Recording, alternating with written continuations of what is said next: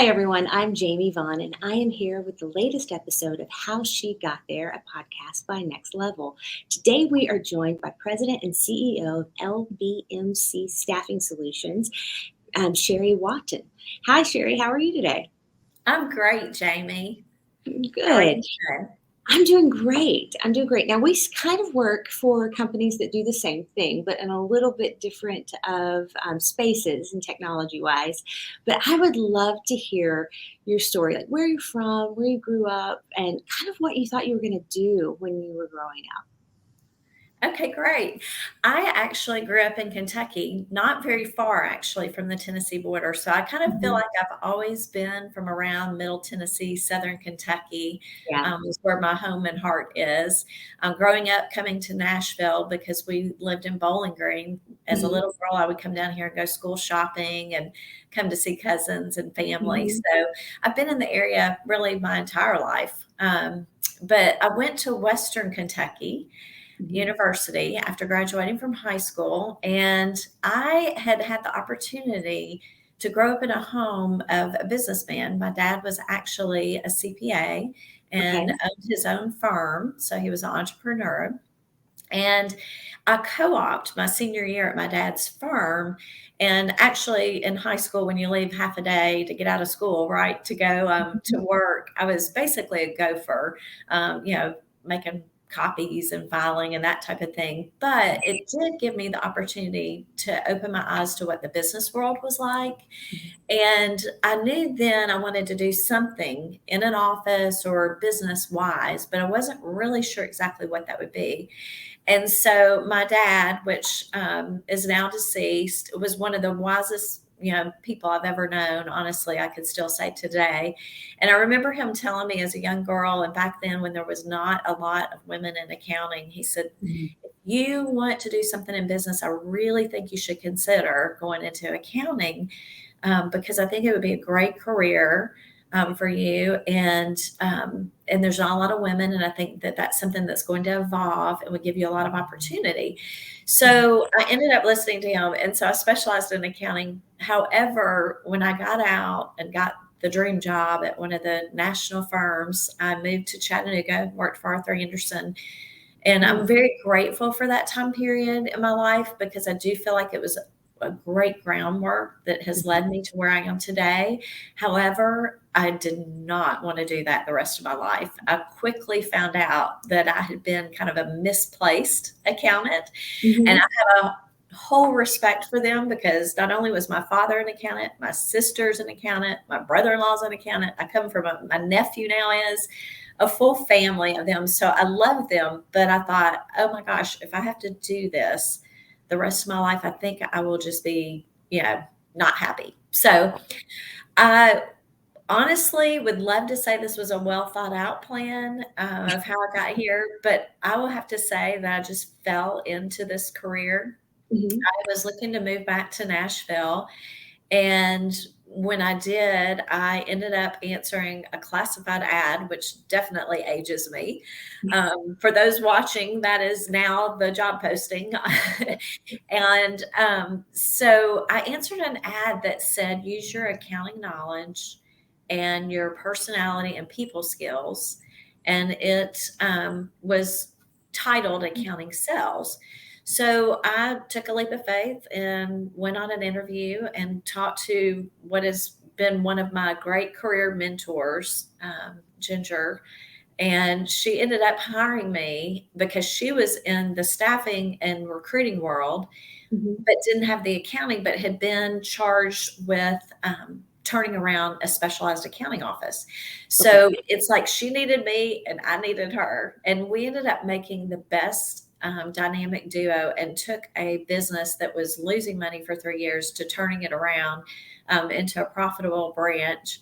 And I basically learned the field of recruiting at that point from her and that company, and honestly, I never looked back. And I thought as I went into that job, since I didn't really know a lot about the industry, I'll meet people, I make contacts. If I don't like it, I'll end up just going to find another accounting job. And I feel very fortunate, though, that that spawned out to be my career. Mhm. and foundation of that. So how did you go from there to being at LBMC? So from there, I was ended up getting like a Rookie of the Year award, and I just kind of took off. It was almost like it was just made for me, the Mhm. job. It was almost like not work. I remember going home to my husband saying, "They actually pay me to talk on the phone and to go to these meetings and all of that." I was just, so like thrilled and excited about it that I just dove into it. So I worked there for almost 4 years, and then I got recruited myself, actually, by another company that was coming from the Midwest, and they were wanting to open in the Southeast. And so they recruited me to open their first Southeast office here in Nashville. And so again, taking a leap of faith, I left there and I went and started not only that branch, but then ended up doing the whole state of Tennessee with multiple branches. And I had come into contact with some of the partners at LBMC. Honestly, my biggest connection was on a board that I was serving on for an accounting organization, because again, as a recruiter, I wanted to be where accountants were and support their industry. And so through that experience, I had an opportunity to meet one of the partners here at LBMC, and just got to know him, and he got to know me, and I guess the type of person I was, and my abilities. And so he had actually asked me to come talk to the managing partners, David Morgan and Mike Kane, and they were really trying to recruit me, and they wanted to open a recruiting company. And I was just at the point where I was like really loving the company where I was, and my career was thriving, and I was very happy. So while I was very complimented by them coming and asking me that, the timing wasn't right.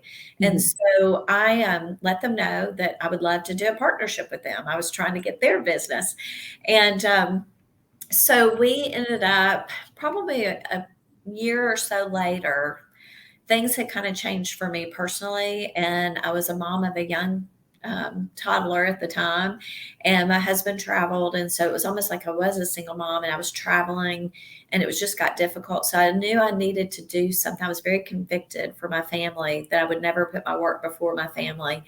And it just, things had changed. So I reached back out, and Robert said, absolutely, I'll get you a meeting. And basically I came like within a day or two, and they were like, we've been waiting to do this for the right person. We wanted you, and we have been looking for others, and we haven't found the right fit, and that's very important to us. And so it kind of took off from there. So Mhm. again, it wasn't something that was a well thought out plan per se for me to do my own. I actually did think about, would I want to go to the house and recruit on my own? But I'm such a people person, and I love the teamwork and the camaraderie of that. And just again, being within a business that's a little larger than just doing a sole proprietor. Mhm. And so after some soul searching, I thought, do I go into a startup with a young child? I know I'm getting off the road, but that's a lot to start a business.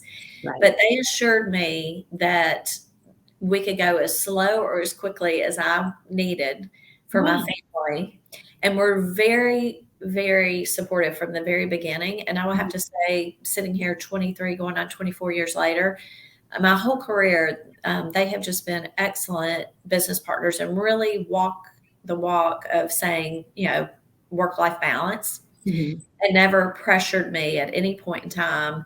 And even at times when I ended up having a second child, and kind of felt like, okay, we could be growing this maybe even quicker, and, that kind of thing, because that's just who I am. And I'm like, if Mhm. you want somebody else, I've got 2 young kids right now, we can find somebody else. And they're like, no, no, no.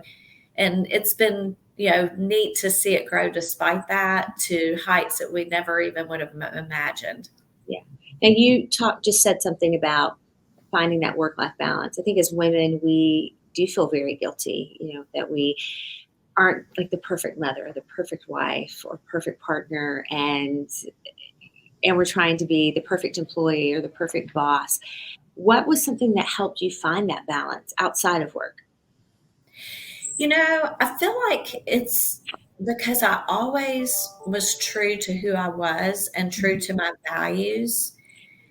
and I think I learned this basically from interviewing people when I was young, before I was a mother. And even when I had young children, I would interview these executives.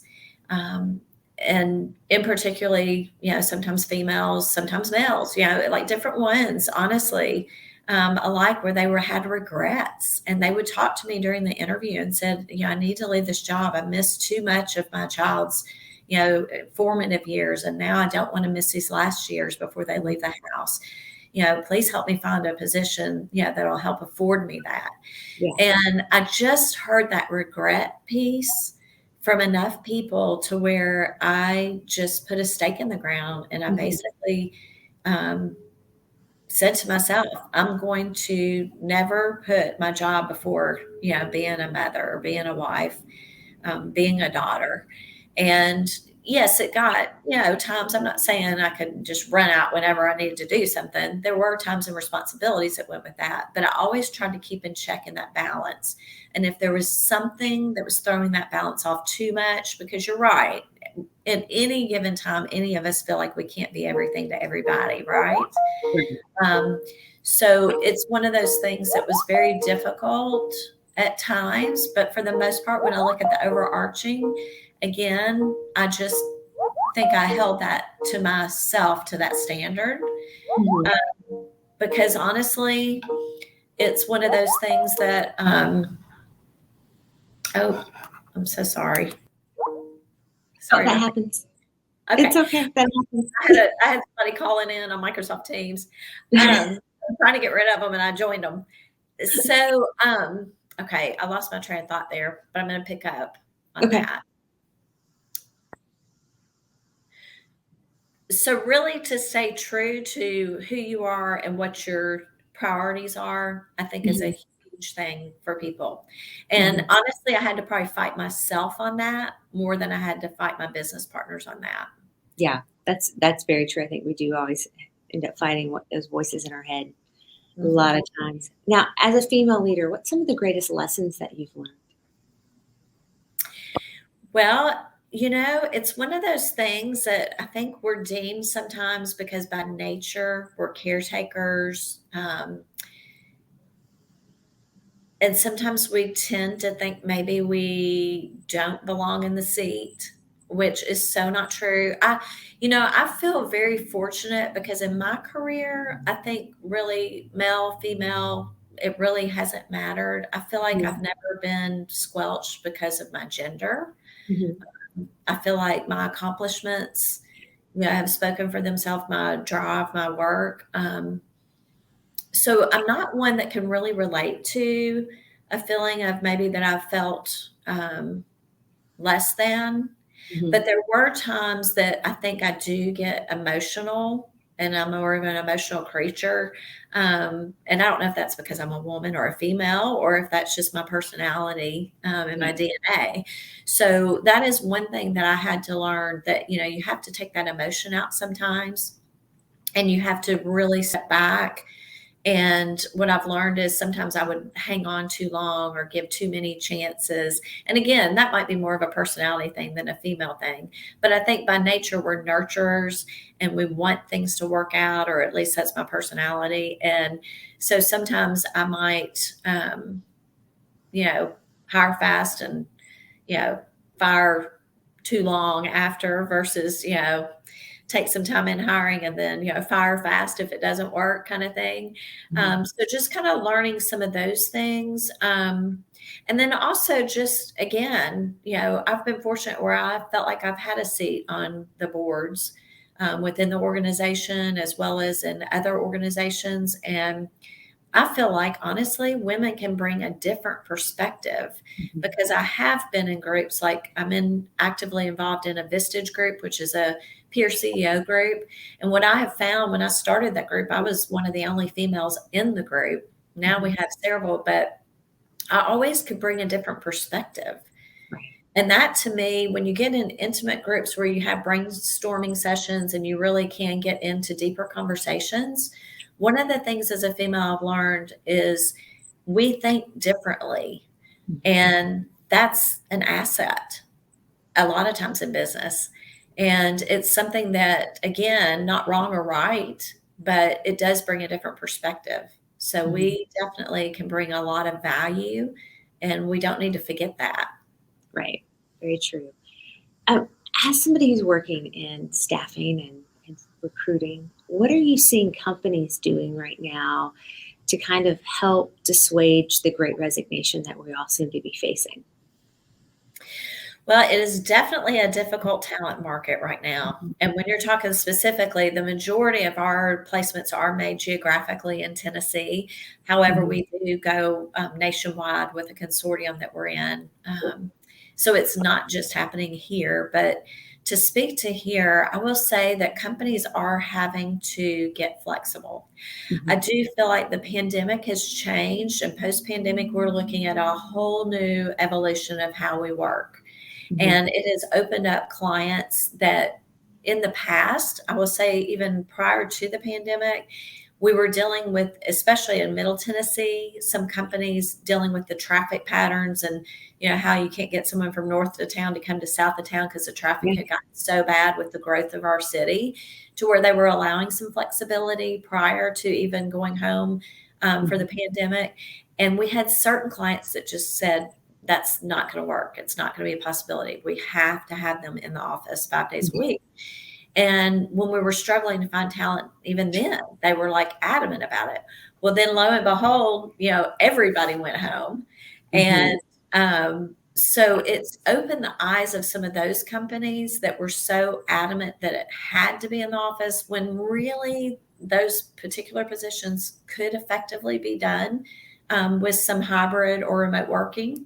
Mhm. So I think that in and of itself not only opened employers' eyes, but it also opened employees' eyes. Mhm. And we're finding that a lot of people are demanding that flexibility of wanting to be at least hybrid, if not full remote.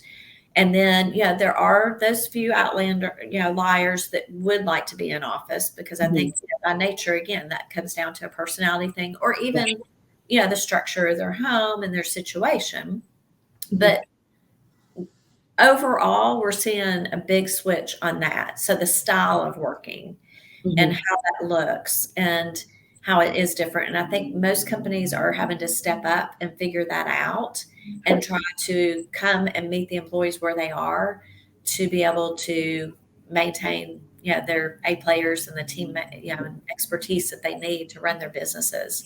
Mhm. So that would be the one big thing. And then I feel like too, just again, trying to be creative and find the talent. And because now they can work remote, sometimes that's expanding, of course, the geographic regions of candidates.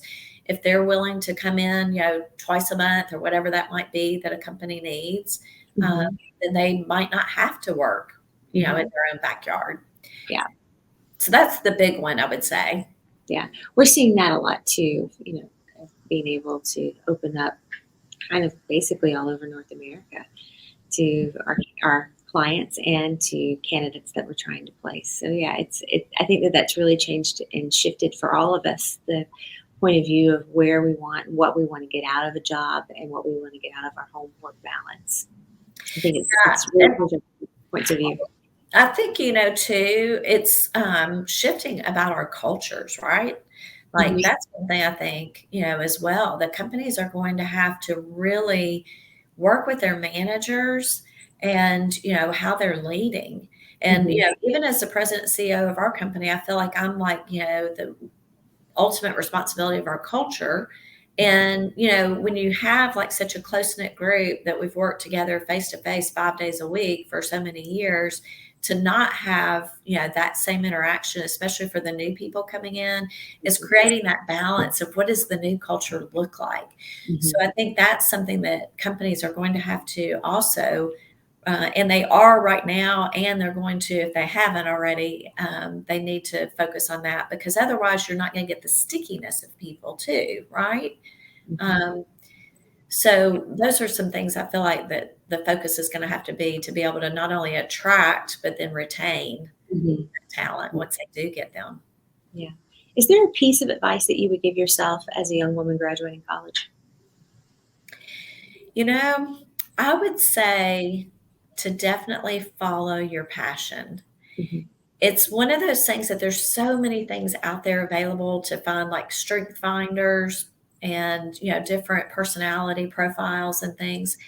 If you can really soul search and seek out and maybe even, invest in a few of those things to figure out where your natural strengths and abilities are, Mhm. and then try to mirror that up with a job or career that feeds that. Mhm. If you're not working against that, then honestly, it's almost like you just can excel naturally. Of course, you've got to put in the time and gain the experience and do all the right things and work hard. But if you're working towards your strengths versus focusing on trying to improve your weaknesses, Mhm. you'll just soar much higher, I feel like, and you'll just be happier. Mhm. And what inspires you? Helping people. I'm a very much a relational person. Mhm. My husband laughs and says, "You can't even go to the grocery by yourself," which I do, by the way. But but it's one of those things that I love people. I love being around people. I love encouraging people. And if there's anything that I can do when I get up in a day to help lift someone else up, whether that be just a smile, to somebody that's having a bad day, or just stopping and maybe chatting with even a stranger, and them, you can tell it just lifts their day, to helping, solve a problem for a client or for one of our teammates, and just, or a family member or friend. So it just inspires me to, again, try to lift others Mhm. and just feed my soul by knowing I've made a difference. Yeah. Well, Sherry, it was great talking to you today. Thanks so much for taking time out of your busy schedule to share your insights with us. We really appreciate it. You're so welcome. Thank you so much for having me, Jamie. Absolutely.